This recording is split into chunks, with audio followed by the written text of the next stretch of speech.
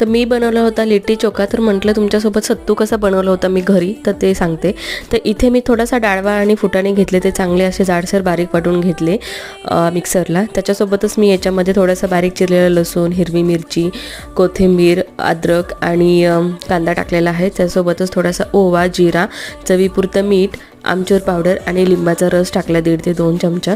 तर तुम्हाला इथे महत्त्वाचा इन्ग्रेडियंट जो लागतो तो म्हणजे कोणत्याही प्रकारचं लोणच्याचं तेल किंवा लोणचं टाकू शकतं. माझ्याकडे नाही आहे तर त्यासाठी मी टाकू नाही शकले. त्याच्यामध्ये 1 ते 1.5 चमचा मी इथे सरसोचं तेल घेतलेलं आहे, म्हणजे मोहरीचं तेल, आणि चांगलं मिक्स करून घेतलं. थोडासा पाण्याचा शिंतोडा द्यायचा, मूड तयार होईल याप्रमाणे, म्हणजेच पिठाचा गोळा तयार होईल त्याप्रमाणे तुम्ही बघू शकता.